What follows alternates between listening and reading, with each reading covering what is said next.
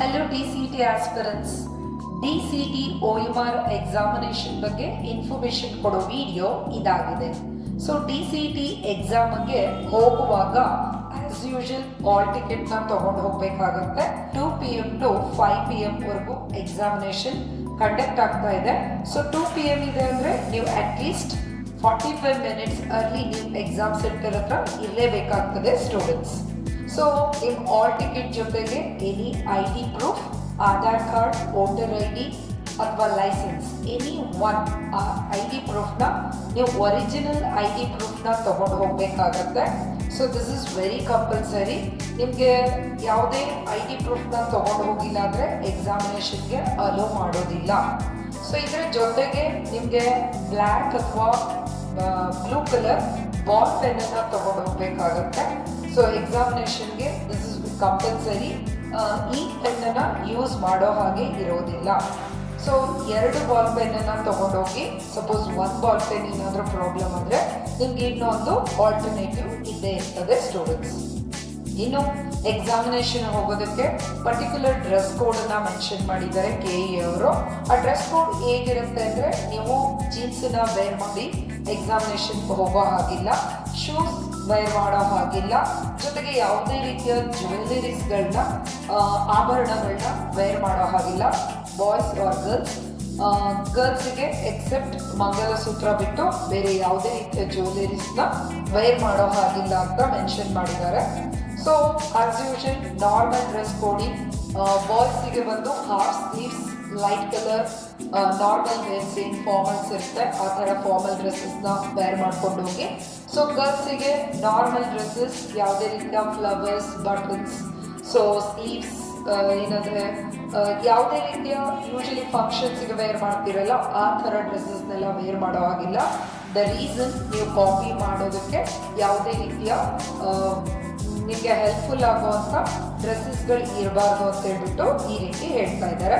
Better ಅಂದರೆ ನಿಮ್ಮ college ಯೂನಿಫಾರ್ಮ್ನ wear ಮಾಡ್ಕೊಂಡು ಹೋಗ್ಬೋದು.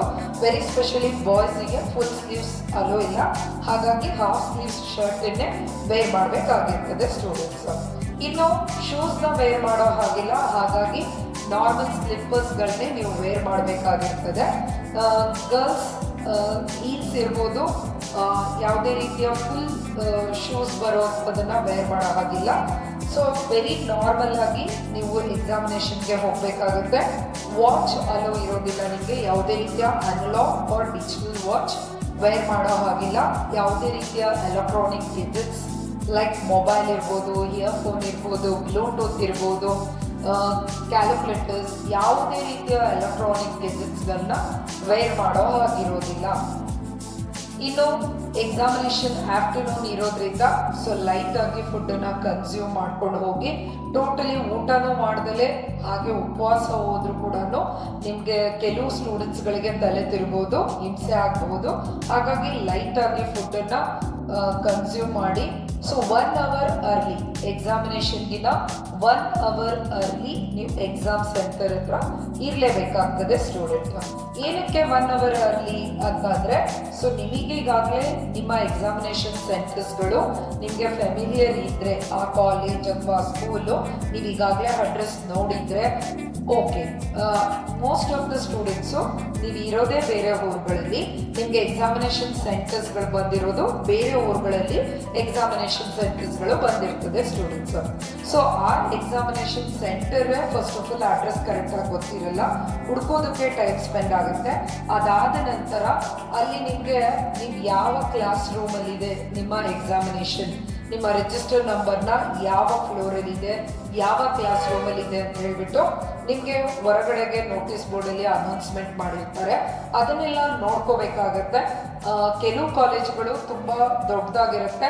ಸೊ ಒಂದು ಬಿಲ್ಡಿಂಗಲ್ಲಿ ಅನೌನ್ಸ್ಮೆಂಟ್ ಬಂದರೆ ನಿಮ್ಮ ಎಕ್ಸಾಮಿನೇಷನ್ ಪ್ಲೇಸ್ ಬಂದು ಇನ್ನೊಂದು ಡಿಪಾರ್ಟ್ಮೆಂಟಿಂದು ಅಥವಾ ಸಪ್ರೇಟ್ ಬಿಲ್ಡಿಂಗಿನ ಬೇರೆ ಫ್ಲೋರ್ಗಳಲ್ಲಿರುತ್ತೆ.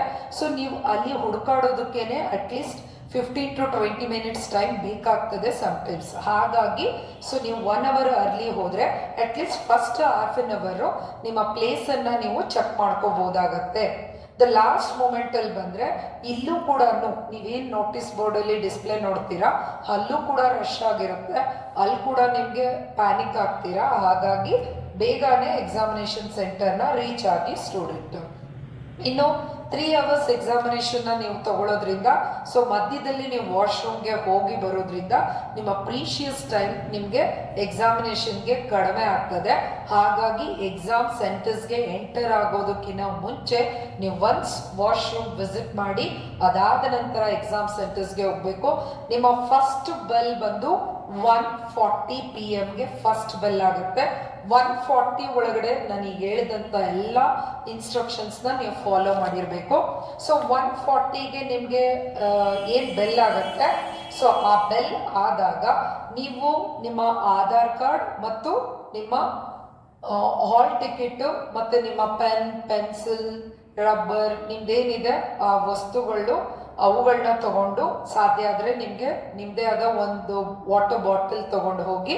ಸೊ ಇದನ್ನು ನೀವು ತಗೊಂಡು ಹೋದಾಗ ನಿಮಗೆ ಎಕ್ಸಾಮಿನೇಷನ್ ಸೆಂಟ್ರಲ್ಲಿ ಫಸ್ಟು ಚೆಕ್ ಮಾಡ್ತಾರೆ ಆಧಾರ್ ಕಾರ್ಡಲ್ಲಿ ಇರುವಂಥ ಫೋಟೋ ಮತ್ತು ನಿಮ್ಮ ಹಾಲ್ ಟಿಕೆಟಲ್ಲಿರೋ ಫೋಟೋ, ನೀವು ಇದೆಲ್ಲನೂ ಮ್ಯಾಚ್ ಆಯಿತು ಅಂದರೆ ನಿಮಗೆ 1:40ಗೆ ಎಕ್ಸಾಮಿನೇಷನ್ ಸೆಂಟರ್ಗೆ ಒಳಗಡೆ ಕ್ಲಾಸ್ ರೂಮ್ಗೆ ಎಂಟರ್ ಮಾಡ್ತಾರೆ. ಆದರೆ ಯಾವುದೇ ಕಾರಣಕ್ಕೂ ಈಗ ಮಾಸ್ಕ್ಗಳನ್ನ ವೇರ್ ಮಾಡಿಕೊಂಡು ಹೋಗೋ ಹಾಗಿಲ್ಲ, ಎಕ್ಸಾಮ್ಗೆ ಮಾಸ್ಕನ್ನ ವೇರ್ ಮಾಡೋ ಹಾಗಿಲ್ಲ. ಇನ್ನು ಎಕ್ಸಾಮಿನೇಷನ್ಗೆ ಯಾವುದೇ ರೀತಿಯ ವ್ಯಾಲ್ಯೂಯಬಲ್ ಥಿಂಗ್ಸ್ಗಳನ್ನ ತೊಗೊಂಡು ಬಂದಬೇಡಿ. ಯಾಕಂದರೆ ನೀವು ಒಳಗಡೆ ಎಕ್ಸಾಮ್ ಬರೆಯುವಾಗ ನಿಮ್ಮ ಎಲ್ಲ ವಸ್ತುಗಳನ್ನ ಹೊರಗಿಡಬೇಕಾಗತ್ತೆ. ಸೊ ಮಿಸ್ ಆಗೋ ಸಾಧ್ಯತೆಗಳಿರುತ್ತೆ. ಹಾಗಾಗಿ ವ್ಯಾಲ್ಯೂಯಬಲ್ಸ್ ಥಿಂಗ್ಸ್ನ ತೊಗೊಂಡು ಬರಬೇಡಿ. ಇನ್ನು ಫಸ್ಟ್ ಬೆಲ್ 1:40ಗೆ ಏನಾಗುತ್ತೆ, ನೀವು ಎಕ್ಸಾಮ್ ಸೆಂಟರ್ ಒಳಗಡೆ ಹೋದ್ಮೇಲೆ ನಿಮಗೆ ಫಸ್ಟ್ ಅವರು OMR ಶೀಟನ್ನು ಕೊಡ್ತಾರೆ. ಆ OMR ಶೀಟಲ್ಲಿ ನಿಮ್ಮ ಹೆಸರು ಮತ್ತು ನಿಮ್ಮ DCET ರಿಜಿಸ್ಟರ್ ನಂಬರ್, ಆಲ್ ಟಿಕೆಟಲ್ಲಿ ಮೆನ್ಷನ್ ಮಾಡಿರುವಂಥ DCET ರಿಜಿಸ್ಟರ್ ನಂಬರ್ನ ನಿಮ್ಮ OMR ಶೀಟಿಗೆ ನೀವು ಎಂಟ್ರಿ ಮಾಡಬೇಕಾಗತ್ತೆ. So it is initial filling of OMR ಎಕ್ಸಾಮಿನೇಷನ್ದು ಪೇಪರ್ ಫಿಲ್ ಮಾಡಬೇಕಾಗತ್ತೆ. ಇದನ್ನು ಫಿಲ್ ಮಾಡಿದ ನಂತರ ಸೆಕೆಂಡ್ ಬೆಲ್ 1:50 ಎಕ್ಸಾಕ್ಟ್ಲಿ ವಿತಿನ್ 10 minutesಲ್ಲಿ ಇನ್ನೂ ಒಂದು ನಿಮಗೆ ಬೆಲ್ ಆಗುತ್ತೆ. ಈಗಾಗಲೇ ನೀವು OMR ಅಲ್ಲಿ ನಿಮ್ಮ DCET ರಿಜಿಸ್ಟರ್ ನಂಬರ್ನ ಸರಿಯಾಗಿ ಬರ್ದಿದ್ದೀರಾ ಇಲ್ವಾ ಅಂತ ಹೇಳ್ಬಿಟ್ಟು 1:50ಗೆ ಏನು ಮಾಡ್ತಾರೆ ಅಂದರೆ ನಿಮಗೆ ಫಸ್ಟಿಗೆ ಬಂಡಲ್ ಆಫ್ ಕ್ವೆಶನ್ಸು ಒಂದು ಬಂಡಲ್ ನಿಮ್ಮ ಇನ್ವಿಜಿಲೇಟರ್ ಯಾರು ಇರ್ತಾರೆ ಅವರಿಗೆ ಬಂದು ಫಸ್ಟ್ 1:50ಗೆ ಒಂದು ಬಂಡಲ್ ಸಿಗ್ತದೆ. ಆ ಬಂಡಲ್ ಓಪನ್ ಆಗಿರೋದಿಲ್ಲ. ಫಸ್ಟ್ ಟೈಮ್ ಪೇಪರ್ ಓಪನ್ ಆಗೋದೆ ನಿಮ್ಮ ಕ್ಲಾಸ್ ರೂಮಲ್ಲಿ ನಿಮ್ಮ ಇನ್ವಿಜಿಲೇಟರೇ ಆ ಬಂಡಲನ್ನು ಓಪನ್ ಮಾಡ್ತಾರೆ. ನಿಮ್ಮ ಎದುರಿಗೇನೆ ಬಂಡಲ್ ಓಪನ್ ಮಾಡಿ ಕ್ವೆಶನ್ಸ್ ಪೇಪರ್ಗಳನ್ನ ಪ್ರತಿಯೊಬ್ಬ ಸ್ಟೂಡೆಂಟ್ಗೂ ಡಿಸ್ಟ್ರಿಬ್ಯೂಟ್ ಮಾಡ್ತಾರೆ. ಸೊ ಕ್ವೆಶನ್ ಪೇಪರ್ ಬಂದಾಗ ಅದು ಕ್ವೆಶನ್ ಪೇಪರ್ ಬಂದು ಸೀಲ್ ಆಗಿರ್ತದೆ, ಈ ರೀತಿ ಸೀಲ್ ಆಗಿರುತ್ತೆ. ಆ ಸೀಲನ್ನು ಓಪನ್ ಮಾಡೋ ಹಾಗಿರಲ್ಲ until the third bell. So ನಿಮಗೆ ಸೆಕೆಂಡ್ ಬೆಲ್ಲಲ್ಲಿ ಏನಾಗುತ್ತೆ, ಸೊ ನೀವು ಆ ಕ್ವೆಶನ್ ಪೇಪರಲ್ಲಿ ಇರುವಂಥ question paper version code, question paper ನಂಬರ್ನ ನೀವು OMR ಅಲ್ಲಿ ಫಿಲ್ ಮಾಡಬೇಕಾಗತ್ತೆ. ಈಗ ನಿಮ್ಮ ಹೆಸರು, register number, question paper number ಮತ್ತು ವರ್ಷನ್ ಕೋಡು ಇದಿಷ್ಟನ್ನ ನೀವು OMR ಫಿಲ್ ಮಾಡ್ತೀರಾ. ನಿಮ್ಮ ಇನ್ವಿಜಿಲೇಟರು ಅದನ್ನು ಚೆಕ್ ಮಾಡಿಬಿಟ್ಟು ನೀವು ಸರಿಯಾಗಿ ಫಿಲ್ ಮಾಡಿದ್ದೀರಾ ಇಲ್ವಾ ಅಂತ ಅವರು ಕೂಡ ಚೆಕ್ ಮಾಡ್ತಾರೆ, ನೀವು ಕೂಡ ಚೆಕ್ ಮಾಡ್ಕೊಳ್ಳಿ. ಇದಾದಮೇಲೆ ನಿಮ್ಮ ಇನ್ವಿಜಿಲೇಟರ್ ನಿಮಗೆ ಸಿಗ್ನೇಚರ್ ಹಾಕ್ತಾರೆ ಸ್ಟೂಡೆಂಟ್. ಸೊ 1:50ಗೆ ನಿಮಗೆ ಕ್ವೆಶನ್ ಪೇಪರ್ ಸಿಗ್ತದೆ, ಆದರೆ ನೀವು ಓಪನ್ ಮಾಡೋ ಹಾಗಿರೋದಿಲ್ಲ. ಎಕ್ಸಾಕ್ಟ್ಲಿ ಥರ್ಡ್ ಬೆಲ್ಲು 2 PM ಆಗುತ್ತೆ. ಇಲ್ಲಿಂದ ನಿಮ್ಮ examination time starts.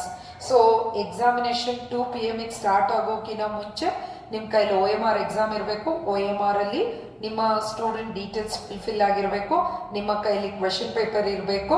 Exactly 2 PM ನೀವು ಸೀಲನ್ನು ಓಪನ್ ಮಾಡಬೇಕಾಗತ್ತೆ. ಸೀಲನ್ನು ಓಪನ್ ಮಾಡಿ ನೀವು ಎಕ್ಸಾಮಿನೇಷನ್ನ ಸ್ಟಾರ್ಟ್ ಮಾಡ್ತೀರಾ. ಒನ್ಸ್ 2 PM ಒಂದು ಬೆಲ್ ಆದ ನಂತರ ಕ್ವೆಶನ್ ಪೇಪರ್ ಓಪನ್ ಆದ ನಂತರ ಯಾವುದೇ ಲೇಟ್ ಕಮರ್ಸ್ಗಳಿಗೆ ಎಂಟ್ರಿ ಇರೋದಿಲ್ಲ. ಇನ್ನು OMR ಅಲ್ಲಿ ನಿಮಗೆ 4 ಆಪ್ಷನ್ಸ್ ಇರುತ್ತೆ. ಸೊ 4 ಆಪ್ಷನ್ಸಲ್ಲಿ ಯಾವುದಾದ್ರೂ ಒಂದು ಆಪ್ಷನನ್ನು ಮಾತ್ರ ಕ್ಲಿಕ್ ಮಾಡಬೇಕು. ಸಪೋಸ್ ಮಿಸ್ಟೇಕ್ ಆಗಿ ನೀವು ಫುಲ್ಫಿಲ್ ಮಾಡಿದ ನಂತರ ಮತ್ತೆ ನಿಮ್ಗೇನಾದರೂ B ಆಪ್ಷನ್ ರೈಟ್ ಅಂತ ಅನ್ಸಿದ್ರೆ ಸ್ಕ್ರ್ಯಾಚ್ ಮಾಡಿಬಿಟ್ಟು Bಗೆ ಫಿಲ್ ಮಾಡೋ ಅಂಥದ್ದನ್ನು ಮಾಡಬೇಡಿ. ಸೊ ನಿಮಗೆ ಯಾವುದು ಕನ್ಫರ್ಮ್ ಆಗಿ ಗೊತ್ತಿರುತ್ತೆ ಅವುಗಳಿಗೆ ಆನ್ಸರ್ ಮಾಡಬೇಕಾಗಿರುತ್ತೆ. ಇನ್ನು ಯಾವುದೇ ರೀತಿಯ ನೆಗೆಟಿವ್ ಮಾರ್ಕಿಂಗ್ ಇರೋದಿಲ್ಲ. 100 ಕ್ವೆಶನ್ಗೂ ನೀವು ಎಲ್ಲದಕ್ಕೂ ಆನ್ಸರ್ ಮಾಡಬಹುದು. ಸೊ ಫಸ್ಟಿಗೆ ನಿಮಗೆ ಕಾನ್ಫಿಡೆನ್ಸ್ ಇರೋವಂಥದ್ದು, ಗೊತ್ತಿರೋವಂಥ ಎಲ್ಲ ಪ್ರಶ್ನೆಗಳಿಗೆ ಕರೆಕ್ಟಾಗಿ ಉತ್ತರಿಸ್ರಿ. ಅದಾದ ನಂತರ ನೀವು ಟ್ರಯಲ್ ಎರರ್ ಮಾಡಿ ಇನ್ನೂ ನಂಗೆ ಡೌಟ್ ಇದೆ ವೆದರ್ ಎ ಆರ್ ಬಿ ಅನ್ನೋ ಆಪ್ಷನಲ್ಲಿ ನಿಮ್ಗೆ ಡೌಟ್ ಇದ್ದರೆ ಸೊ ಲಾಸ್ಟಲ್ಲಿ ಟೈಮ್ ತಗೊಳ್ಳಿ, ಮತ್ತೊಂದ್ಸರಿ ಸಾಲ್ವ್ ಮಾಡಿ, ಅದಾದ ನಂತರ ಫೈನಲ್ ಆಗಿ ಫಿಲ್ ಮಾಡಿ. ಇನ್ನು ಯಾವುದೆಲ್ಲ ಗೊತ್ತೇ ಇರಲ್ಲ ಆ ಎಲ್ಲ ಪ್ರಶ್ನೆಗಳನ್ನೂ ನೀವು ಉತ್ತರಿಸಲೇಬೇಕಾಗತ್ತೆ. ಸೊ ಆವಾಗ ನೀವು ಎಲ್ಲ 100 ಕ್ವೆಶನ್ಗೂ ನೀವು ಎಕ್ಸಿಟ್ ಆಗೋಕ್ಕಿಂತ ಮುಂಚೆ, ಎಕ್ಸಾಮ್ ಸೆಂಟರಿಂದ ಹೊರಗಡೆ ಬರೋದಕ್ಕಿಂತ ಮುಂಚೆ ಪ್ರತಿ ಕ್ವೆಶನನ್ನು ನೀವು ಆಪ್ಷನ್ ಎಂಟ್ರಿ ಮಾಡಿರಲೇಬೇಕಾಗಿರುತ್ತೆ. 4ಅಲ್ಲಿ ಒಂದು ಆಪ್ಷನನ್ನು ಫಿಲ್ ಮಾಡಿರಬೇಕಾಗತ್ತೆ. ಒನ್ಸ್ ಎಕ್ಸಾಮಿನೇಷನ್ ಸ್ಟಾರ್ಟ್ ಆಯಿತು 2 o'clock ಅಂದರೆ 1:50ಗೆ ಅವರು ಡೋರ್ನ ಕ್ಲೋಸ್ ಮಾಡ್ತಾರೆ. ಸೊ ಒಳಗಡೆಗೆ 1:50ಗೆ ನಿಮಗೆ ಗೇಟ್ ಕ್ಲೋಸ್ ಆಗುತ್ತೆ. ಲೇಟ್ ಕಮರ್ಸ್ಗೆ ಯಾವುದೇ ಕಾರಣಕ್ಕೂ ಎಕ್ಸಾಮ್ ಸೆಂಟರ್ಸ್ಗೆ ಅಲೋ ಮಾಡೋದಿಲ್ಲ. ಒನ್ಸ್ ನಿಮಗೆ ಲೇಟ್ ಆಯಿತು ಅಂದರೆ ಈ ವರ್ಷದ ಆಪ್ಷನ್ ಮುಗ್ದೋಗುತ್ತೆ, ಮತ್ತೆ ಮುಂದಿನ ವರ್ಷ ಎಕ್ಸಾಮ್ ಬರಿಬೇಕಾಗುತ್ತೆ ಸ್ಟೂಡೆಂಟ್ಸ್. ಹಾಗಾಗಿ ಸೊ ನೀವು ಬಿಫೋರ್ 1:50 ನೀವು ಎಕ್ಸಾಮಿನೇಷನ್ ಸೆಂಟರ್ಗೆ ಒಳಗಡೆ ಬಂದಿರಬೇಕಾಗತ್ತೆ ಸ್ಟೂಡೆಂಟ್ಸ್. ಈಗ ಎಕ್ಸಾಮಿನೇಷನ್ ಸ್ಟಾರ್ಟ್ ಆಗಿದೆ, 4th ಬೆಲ್ ಆಗುತ್ತೆ. 4th ಬೆಲ್ ಬಂದು 3rd ಬೆಲ್ ಬಂದು 2 PM ಆಗುತ್ತೆ. 2 PM ಎಕ್ಸಾಮ್ ಸ್ಟಾರ್ಟ್ ಮಾಡ್ತೀರಾ. ಅದಾದ ನಂತರ ಎವ್ರಿ 1 hour ಒಂದ್ಸರಿ ನಿಮಗೆ ಬೆಲ್ ಆಗುತ್ತೆ. ವಾಚ್ ನಿಮ್ಮ ಹತ್ರ ಇರೋದಿಲ್ಲ.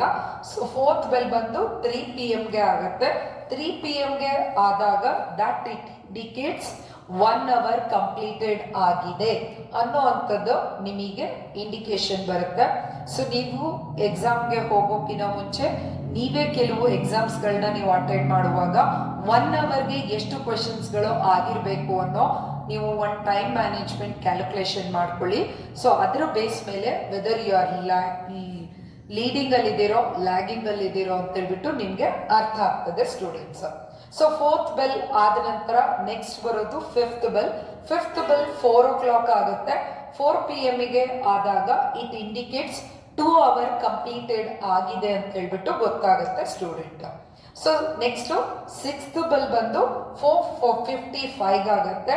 ಸೊ ಅವಾಗ ನಿಮ್ಮ ಇನ್ವಿಜಿಲೇಟರ್ಸ್ ನಿಮಗೆ ಇನ್ಫಾರ್ಮ್ ಮಾಡ್ತಾರೆ ದ ಲಾಸ್ಟ್ 5 minutes ಅಂತ ಇನ್ಫಾರ್ಮ್ ಮಾಡ್ತಾರೆ.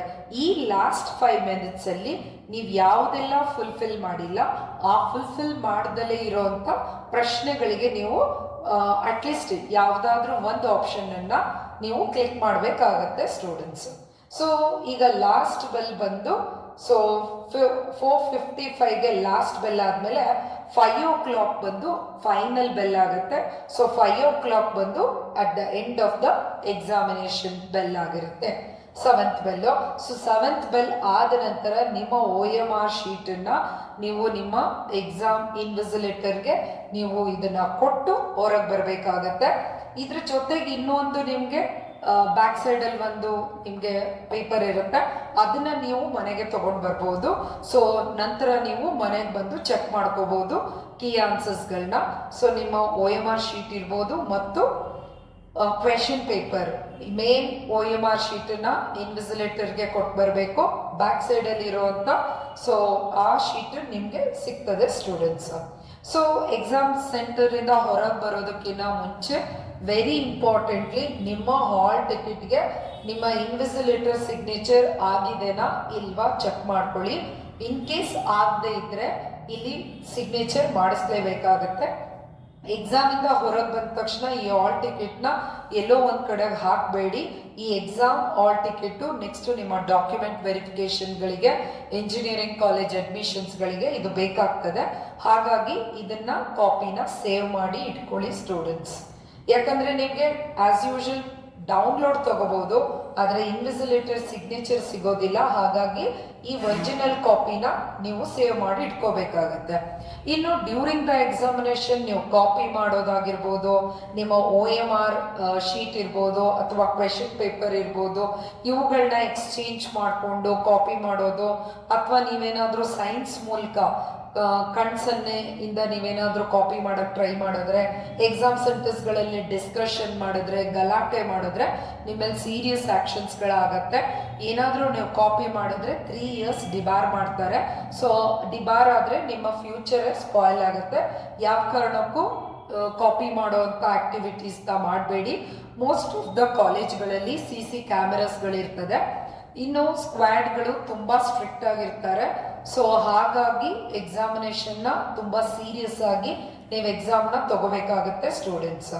ಇನ್ನು ನಮ್ಮ ಟೆಕ್ನಾಲಜಿಕ್ಸ್ ಇನೋವೇಷನ್ಸ್ನಲ್ಲಿ DCETಲಿ ಸ್ಟೇಟಿಗೆ ಫಸ್ಟ್ ರ್ಯಾಂಕ್ ಬಂದಿರುವಂಥ ಮೊಹಮ್ಮದ್ ಸೈಫ್ ಅಲಿ ಶೇಖ್ ಇದ್ದಾರೆ.